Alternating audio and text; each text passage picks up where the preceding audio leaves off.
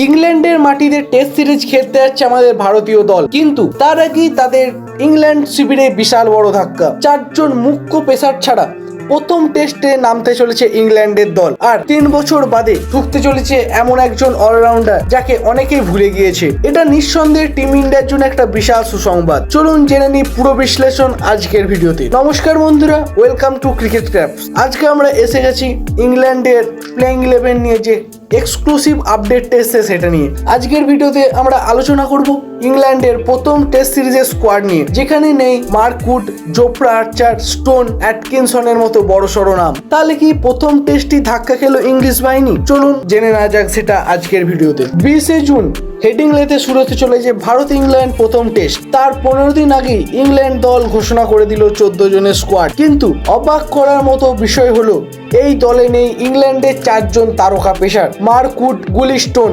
জোফরা আর্চার আর gas Atkinson. 4 জনই ইনজুরির কারণে দলের বাইরে চলে গিয়েছেন। উড এবং স্টোন হাঁটুর চোটে ভুগছেন। আর্চার IPL এর সময় আঙুলে চোট পান। অ্যাটকিনসনের হ্যামস্ট্রিং টার্ন হয়ে গিয়েছে জিম্বাবুয়ের বিরুদ্ধে টেস্ট সিরিজে। তাহলে পেস আক্রমণে সামলাবে কি এখন ইংল্যান্ড দলে? তাই তো ইংল্যান্ডরা এবার ঝুঁকছেন অলরাউন্ডারের দিকে। যদি ওরা অলরাউন্ডের দিকে ঝুঁকছেন, কিন্তু প্রপার বোলারদের খামতি একটা থেকেই যাচ্ছে, যেটা ভারতের টেস্ট দলের জন্য একটা বিশাল বড় সুযোগ। সবার চোখ এখন 31 বছর বয়সী জেমি ওভারটনের দিকে। শেষবার টেস্ট ম্যাচ খেলেছিলেন 2022 সালে, তাও এই হেডিংলেতেই। সেই ম্যাচে 2টি উইকেটের পাশাপাশি 97-এরও বেশি রান করেছিলেন তিনি।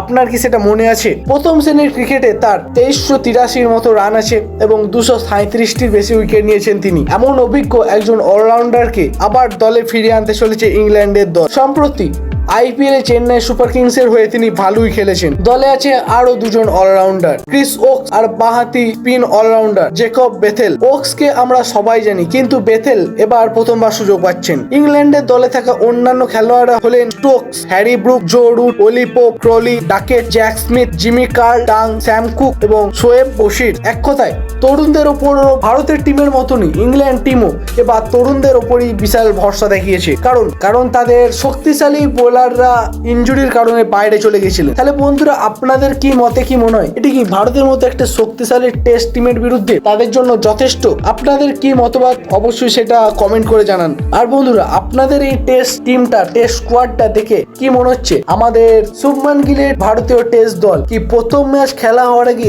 1-0 লিডে এগিয়ে গেল, নাকি এই ইয়ং টিমই ভারতীয় টিমকে দেবে দুর্দান্ত লড়াই? সেটা বিষয়ে আপনাদের মত অবশ্যই কমেন্টে জানান। ভিডিওটি ভালো লেগে থাকলে লাইক করুন এবং চ্যানেলে যদি আপনি নতুন হয়ে থাকেন চ্যানেলটি সাবস্ক্রাইব করে নিন, কারণ আমরা এরকম ক্রিকেট রিলেটেড আপডেট সবসময় সবার আগে দিয়ে থাকি।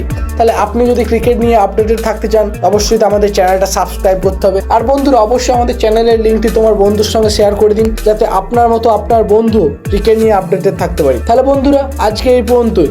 ফিরে আসছি খুব শীঘ্রই নতুন কোনো ভিডিওর আপডেট নিয়ে। ততক্ষণের জন্য সুস্থ থাকুন এবং ক্রিকেটকে ভালোবাসতে থাকুন। দেখাচ্ছে খুব শীঘ্রই নতুন ভিডিওতে। ততক্ষণের জন্য জয় হিন্দ বন্ধুরা।